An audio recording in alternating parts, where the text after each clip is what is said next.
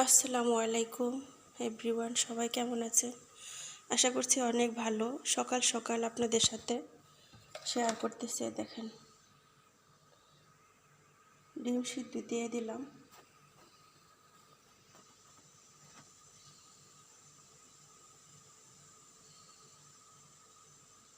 সুবহানাল্লাহ, কারেন্টের মাধ্যমে কত কিছুই না হয় না।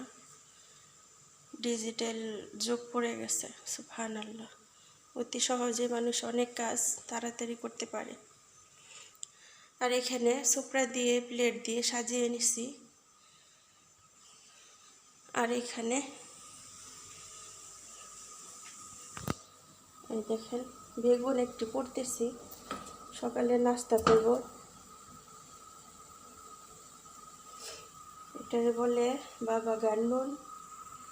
তো এটা বানাবো আমি টক দই, তারপরে হচ্ছে তিলের গুঁড়ো, লবণ, গোলমরিচের গুঁড়ো দিয়ে ব্লেন্ডার করব। আর এখানে টমেটো দিয়ে আমি গোলমরিচের গুঁড়ো আর হালকা একটু লবণ দিয়ে জাস্ট একটু সস করব। এখন সিদ্ধ হয় না ভালো করে।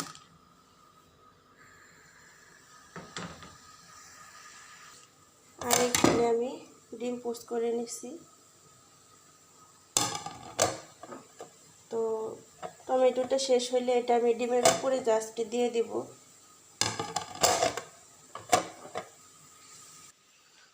আর এদিকে চলে আসলাম, একটু হালকা লিকুইড একটু দুধ নিয়ে নিলাম।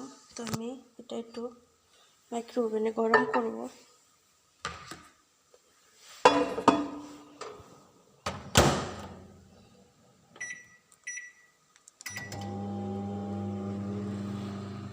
সেকেন্ড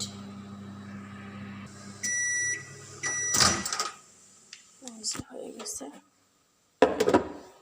গরম গরম।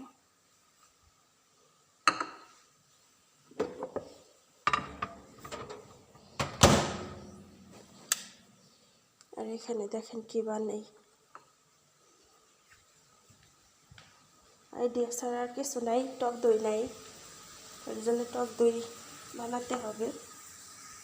এই দেখেন, একটু অর্ধেকটা লেবু নিলাম।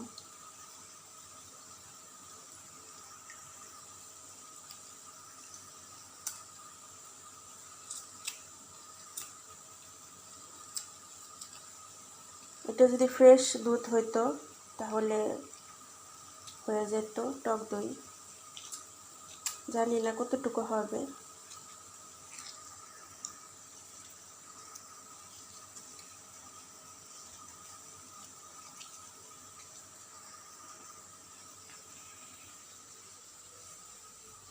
আমি সবসময় লেবুর খোসাগুলো ফালাই না, সাবানের সাথে রেখে দিই, কারণ প্লেটের মধ্যে যে একটা ময়লা থাকে খাবার দাবারের, ওটা চলে যায়। ময়লা না, সেটা হচ্ছে স্মেল।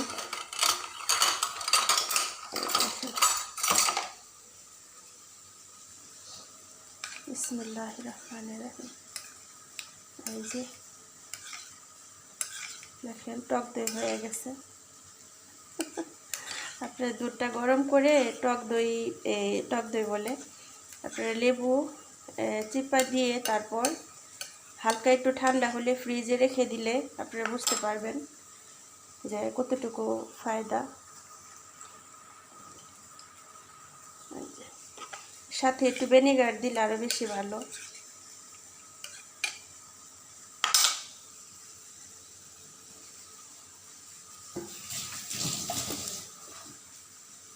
এই যে দেখেন, আসলে তেমন একটা দেখাই যাচ্ছে না, এই যে টক দইয়ের মতো হয়ে গেছে।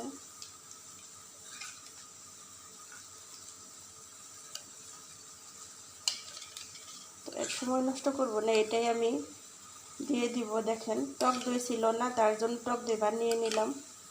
আইডিয়াটা কেমন হলো আপনারা জানাবেন। ফ্রিজে যদি রাখি 2 থেকে 1.5 ঘন্টা, তাহলে ফুল একদম টক দই হয়ে যাব। আর এটাও আমার হয়ে গেছে।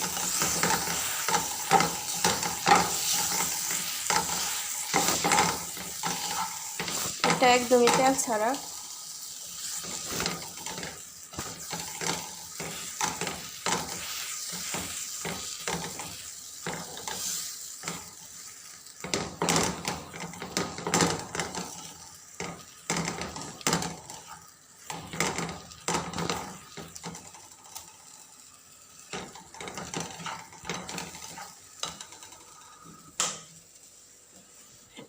গেছে।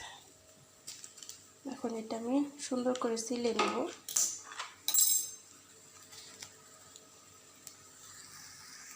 এই যে দেখেন আপুরা, আমি এইভাবে করে নিলাম।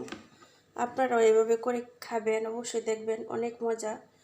আর আশা করি নতুন কিছু আপনারা করে খেতে পারবেন।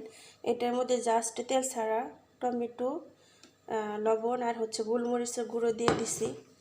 তো ইনশাআল্লাহ আপনারাও ট্রাই করবেন, হেলদি একটি খাবার।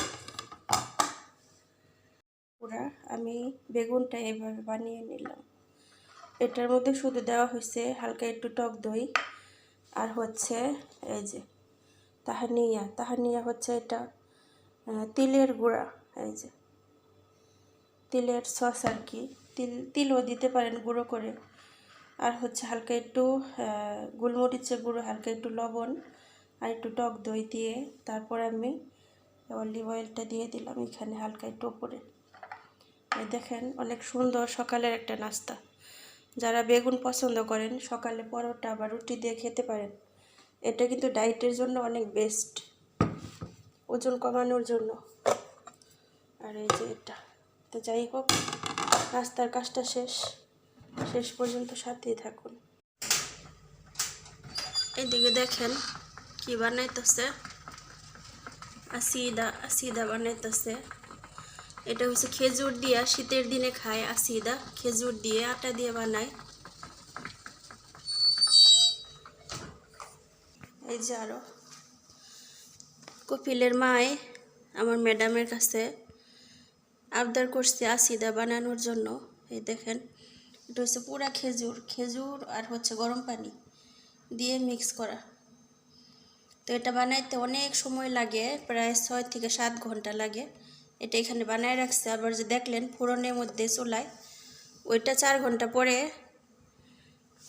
এই যে ডিল মেশিন দেখতেছেন, এই যে মেশিন, এটা দিয়া মানে মিক্স করব। আর এই যে আটা দিয়া আর হচ্ছে ওই পানিটা দিয়া এটা দিয়ে মিক্স করব। তো দেখাই আপনাদের, এই যে ডিল মেশিন, এই যে ডিল মেশিন, এটা দিয়া আপনার এভাবে গোটা দিলে আপনার মিক্স হইব। প্রায় 10 থেকে 15 মিনিট মিক্স করতে হয়। তো এই আর কি, বাকিটা ইনশাল্লাহ আপনাদের সাথে পরে আবার শেয়ার করব যে কেমন হয় ফাইনাল লুকটা ইনশাল্লাহ।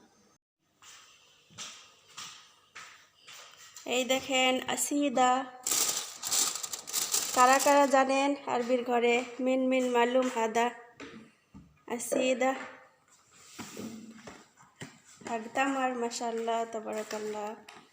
مدام سوي مين سوي حقي ماما مدام سويت انا ما اعرف ما شاء الله مرة يجي زين نحن نسوي دليفري من يشتري تعالوا بيتنا 50 درهم صح كيلو واحد كيلو 50 درهم من ريت تعالوا سوي كومنت يلا باي.